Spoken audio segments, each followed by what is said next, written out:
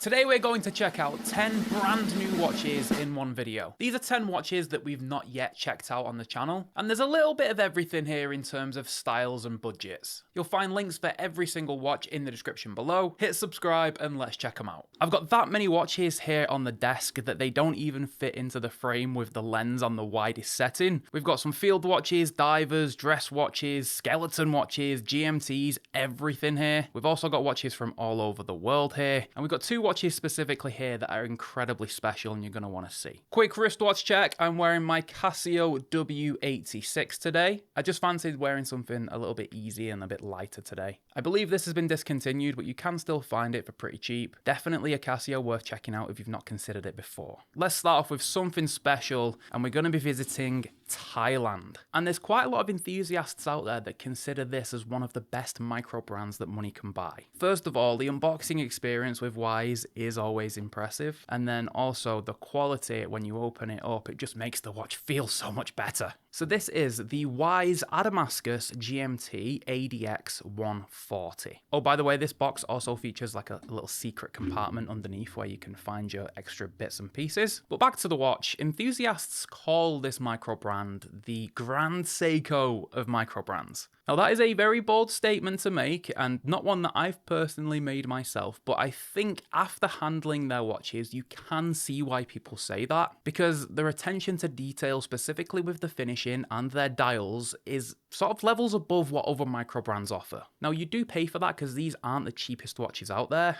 but I think once you handle one of their watches, you'll understand why people rave on about them so much. First thing to mention about Wise is that they're one of the only brands that uses 904L steel instead of 316L. This is the same grade of steel that Rolex uses on their watches. It of course offers slightly different properties in terms of like hardness and tarnishing, but they say that 904L steel achieves a higher polish than 316L, which is why Wise often uses a lot of polished surfaces on their watches to sort of emphasize their use of 904L. And the main downside of that is, of course, fingerprints. Now, I'm sure a lot of you instantly are getting sort of Rolex GMT master vibes, specifically with this colorway with the green and black, but there's certainly enough originality there in terms of the dial design, the layout, the handset, that I wouldn't consider this watch a Rolex homage. One very impressive thing about this watch is actually the bracelet links aren't adjusted by screw pins or push pins. You see, they're adjusted by a spring-loaded mechanism where you can just pull out the links and just remove the bracelet, which is something I've not seen on a watch at this price, but something that has been executed very well on this watch. And I've got to say, aside from the polished center links, which I'll be honest, I don't really like, the actual quality of the bracelet and the clasp is exceptionally high here. Now, in terms of size, this watch is coming in with a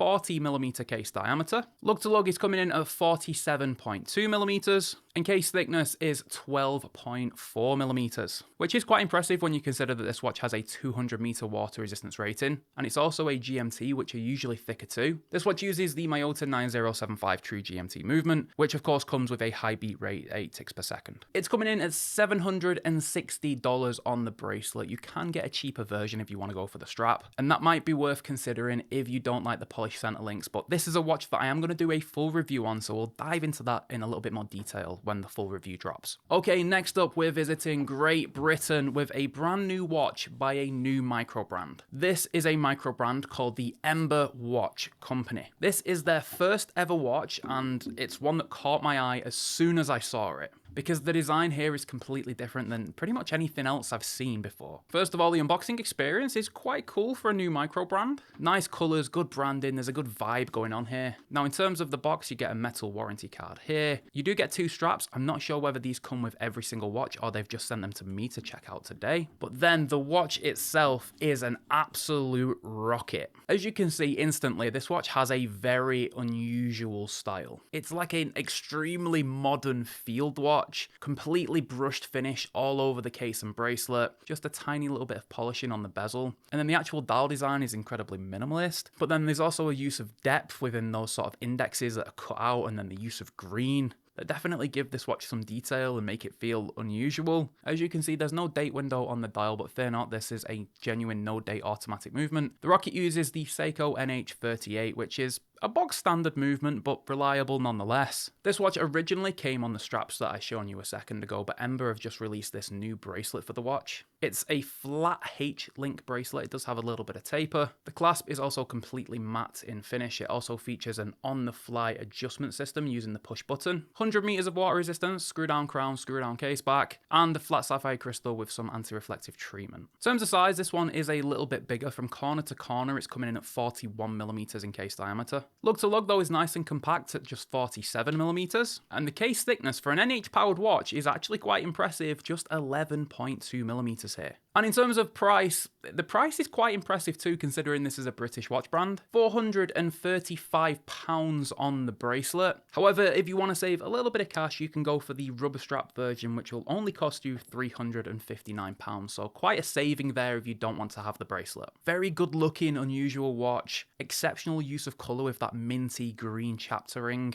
And considering this is their first watch, I think the Ember are a brand to keep an eye on for sure. Okay, next up, we've got another big dog with Christopher Ward. Anytime you see Christopher Ward, you should instantly know that it's going to be a good watch because, let's be honest, Christopher Ward only make good watches, but I think that this one might just be the best watch that they make, full stop. So I emailed the guys over at Christopher Ward and I asked them would they send me my favourite watch from their catalogue, and they very kindly said yes, of course we will, and they sent me over the Christopher Ward 12X Titanium. Now, you guys may or may not know that I absolutely love skeleton watches. I love seeing all of the inner workings of the watch ticking away, winding the watch and seeing all the wheels turn. For me, it's fascinating. Now, this is an expensive watch. It's the most expensive watch that we'll be taking a look at today. It comes in at, get ready, £4,120. Now, that is a lot of money. It doesn't matter which way you cut it, but I think for what's on offer here,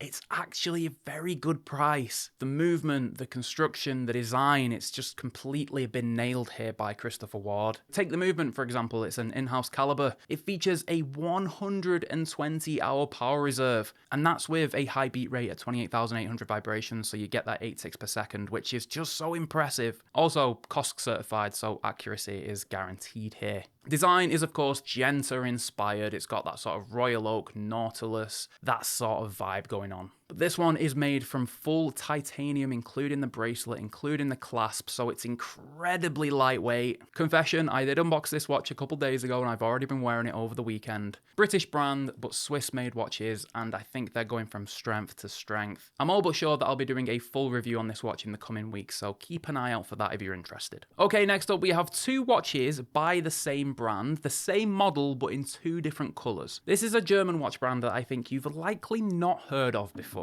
I did talk about these on the channel about 2 years ago. So this is the brand name, Fine Watches Berlin. They're of course based in Berlin. 10 points for guessing that one. Their watches come in these lovely little leather pouches that you could reuse for traveling. And of course, what are German brands best known for? Bauhaus. So this is a German watch brand and they do feature the Made in Germany stamp at the bottom of the dial. But these watches are through and through minimalism with a lovely splash of colour. I hope the orange is coming through as good on the camera as it looks in person. This thing is super vibrant, full of energy and exceptionally fun. I know some people aren't a fan of sort of an engraving on the side of the case, but I think it adds a little bit of detail here, especially with sort of the screws that are on the lugs that look like it's holding the strap. A little nod to Fliegers maybe. Inside they're using a Miyota movement, it's the 8315. This is the sort of more premium version of the 8000 that features better finishing, also features a 60-hour power reserve. My one main issue with these watches is that they're quite big. It comes in with a 40mm case diameter, lug to lug is 49mm, and case thickness here is 11.7mm. This is the orange version, which comes on a orange strap with blue stitching. We also get a red seconds hand and a red date wheel. Also notice how the blue crown matches the blue that's on the side of the strap, which is a nice little touch. In terms of price, these are quite expensive. They're coming in at €749. However, I believe that includes all taxes and duties. At least that's what it says for me here in the UK on their website. And then the second one we've got is a completely different colour, this time the yellow. So it is the exact same watch, but it does feel quite different because of the colours. This one features a bright yellow dial. However, here we've got red hands and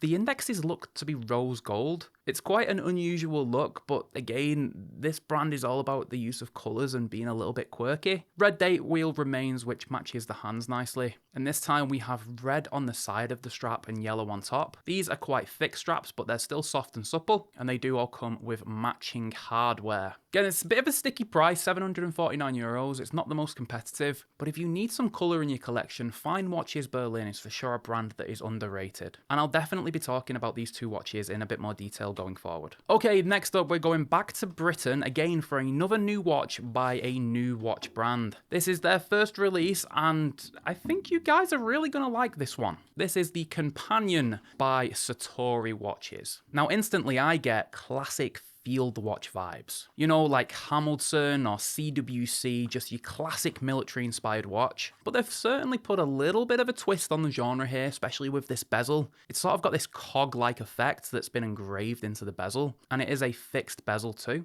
They've also experimented with the colour where a lot of field watches are maybe like cream dials or black dials. This one's gone for a very vibrant burgundy. Even though they've had a bit of fun with the colours here, they've still gone with a matte finished case, which is synonymous with military watches. One detail that I appreciate is they've completely matched the colour of the date wheel to the dial. So we have a red date wheel here with this one. Also, all of the other colours that they do feature a perfectly matched date wheel too. Comes on a canvas strap that's backed with leather. And the movement here is an impressive one for the price. It's the Miyota 9015. Which of course means we get that nice smooth sweep, 8 ticks per second. The watch is nice and thin because of that movement. Just 11.1 millimeters, and we're also getting 100 meters of water resistance. Sapphire glass, display back, 20 millimeter lug width. This watch is going to work for a lot of people. It is a little bit bigger than most field watches. It comes in with a 41 millimeter case. So probably a field watch for the larger wristed out there. And probably the most impressive spec, I think anyway, £375. For the movement, for the quality, for the design, I think that's a good price. Okay, next up we have two more Erebuses on the channel. We have checked out a couple of Erebuses before, and I said that I didn't like the Erebus Origin 38 because I felt like it lacked a little bit of personality. Erebus emailed me and said, hey, let's send you over some different colours. And I think they've done that because the blue was quite a boring watch, and because these feature a little splash of colour, I think they might change my mind a little bit. Or at least that's what Erebus is open for. We also have both sizes of the Origin. We've got the 38mm here and we've got the 41mm here. We'll first check out the 38 and then we'll check out the 41. So the Erebus Origin, of course, it's an Australian-based micro brand with Jody being from Scotland. And this is just your classic tool diver. Completely brushed stainless steel case. Everything feels extremely solid and well built. Ceramic bezel sapphire, so no scratches going on here at all. Of course, you're getting an on-the-fly adjustment system here with small links, so finding a good fit is going to be easy. They use the Seiko NH35, but they moved the date window down to the 6 o'clock for symmetry. Also, this one is color matched as white dial, white date wheel. They feature a grained finish to the dial, which does add a little bit of personality. And I do like this one a lot more than I liked the blue one that I checked out previously. I just think that orange seconds hand does a lot for this watch. It just sort of brings it to life a little bit, makes it feel a little bit more exciting. And I'll be honest, I've really been digging white and silver dials recently. So when they asked me to pick some more out, this one was top of the list. This one features a curved H-link bracelet, which will be relevant in just a minute, and size 38.5mm in terms of the case diameter, and a nice compact lug to lug too. So if you've got a small wrist and you're looking for a diver on a budget, this is probably the best place to go. Because Erebus are still selling these for $299, which genuinely makes the Origin one of the best value divers, I think anyway, that you'll find around. And then this is an Erebus that I have not checked out previously. It's the Origin 41. Now, I have a 6.5 inch wrist, so usually I don't wear larger watches like this, but the lug to lug here is fairly compact, so I should be able to pull it off. Now, this one features the flat H-link bracelet, which I think is a bit more tool-tastic, utilitarian, where I think the curved one of the 38 we just checked out is a little bit more elegant. And I do think the flat link bracelet does work really well with the vibe of this watch because it's extremely angular and sharp. Now, in terms of color, yeah, Erebus have gone all in and sending me probably the brightest one that they've got. This is the super vibrant orange dial version, but notice how the indexes and the handset feature a black surround. Now that is for legibility, and my word, is the legibility on this watch excellent. Black date wheel too, which is a little bit of an unusual choice. Maybe a white date wheel would have been a little bit better there. And I've got to say, side by side, I don't know which one I prefer. Definitely the size of the 38 is more down my street in terms of what I like to wear, but that orange is just so vibrant, and I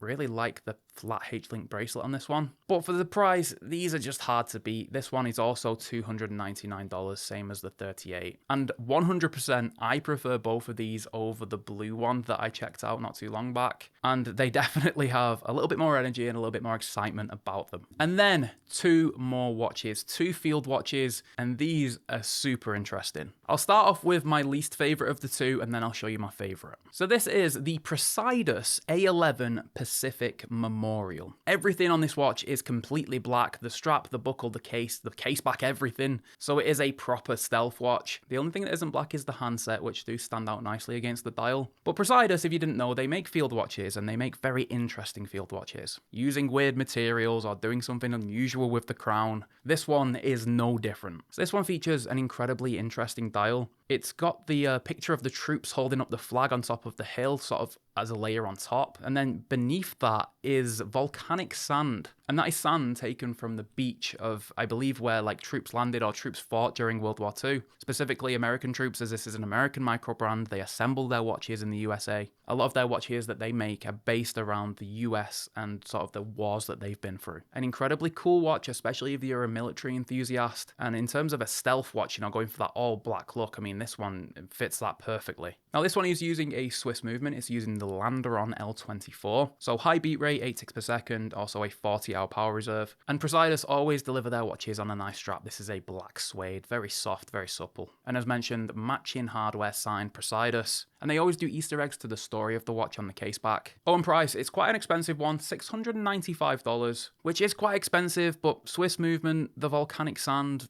it's a weird watch, yes. I prefer the next one that we're going to be taking a look at, but they make watches for certain people, not for everybody. And then certainly in my top 3 watches that we're checking out today is this one. This is another watch by Praesidus, another one that's gone down that unusual route. However, this one for me is just so cool, and understanding the story behind this watch is a lot easier than understanding the story of the last one. So this is the Praesidus Pathfinder 44. Again, an American micro brand, and they assemble all of their watches in the US. And this one, as you can see, features a camo on the dial. However, that just isn't any regular camouflage. That is a piece of parachute. And that parachute was used by USA troops during World War II. It was found near Bastogne. It's a genuine piece of parachute. They basically sourced the parachute, cut it down into tiny little pieces, and used them for the dials of watches. That does mean that every single dial is slightly different. When you get up close to the dial, you can see the detail amongst the parachute, the actual woven fabric. It's an unusual look that I've not seen before on a watch. Linen dials are probably the things that come closest, but this watch is just